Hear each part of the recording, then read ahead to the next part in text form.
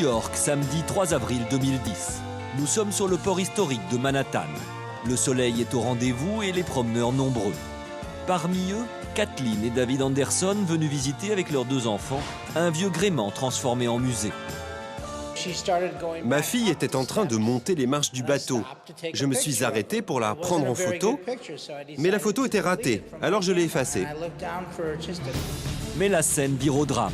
La petite Bridget, âgée de 2 ans, perd l'équilibre et tombe de la passerelle. J'ai regardé mon appareil photo pendant 4 ou 5 secondes, pas plus. Et lorsque j'ai relevé la tête, ma petite fille avait disparu. Et là, ce que je redoutais le plus est arrivé. Je me suis penché et je l'ai vue en bas, dans l'eau. Elle flottait sur le dos, les yeux grands ouverts, et me fixait. La fillette a fait une chute de 6 mètres dans l'eau glacée de l'East River, qui ne dépasse pas les 4 degrés à cette époque de l'année. Et le pire, c'est qu'elle ne sait pas nager. J'ai entendu un bruit, des cris terrifiants. Je me suis retourné et la première chose que j'ai vue, c'est le père du bébé qui courait. Il descendait aussi vite qu'il le pouvait. Le temps est compté et David est encore loin de sa fille. C'est alors qu'un homme surgit et plonge.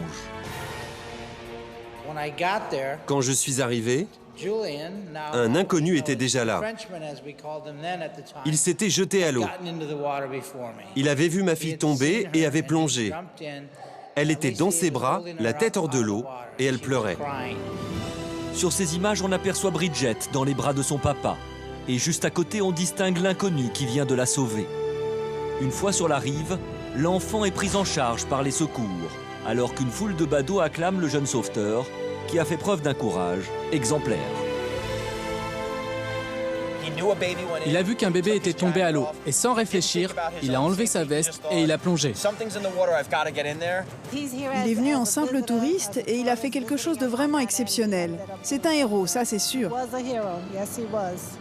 Et comme un vrai super-héros, le plus étonnant, c'est que ce bienfaiteur inattendu va se volatiliser aussi vite qu'il est apparu.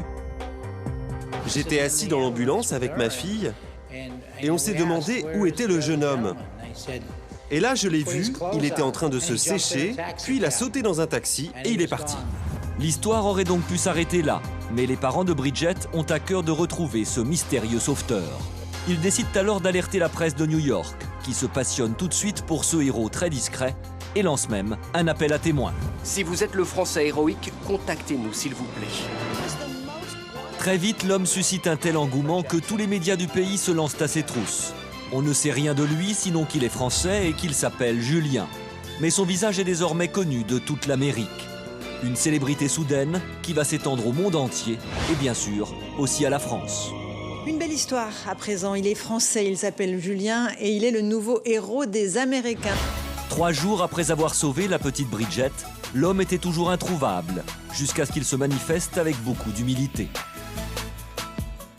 Il nous a envoyé un mail qui disait « Je suis l'homme que vous recherchez et je suis vraiment très heureux que la petite fille aille bien. » On découvrira par la suite que Julien a 29 ans, qu'il est ingénieur à Lyon et qu'il était en vacances à New York avec sa petite amie. De retour en France, dès le lendemain de son acte héroïque, ce jeune homme a préféré rester dans l'ombre. Mais une chose est sûre, cette famille heureuse ne pourra jamais l'oublier. Je voudrais lui dire merci, du fond du cœur. On aimerait tellement le rencontrer. J'aimerais que Bridget puisse un jour le serrer contre elle, l'embrasser et lui dire combien nous lui sommes reconnaissants.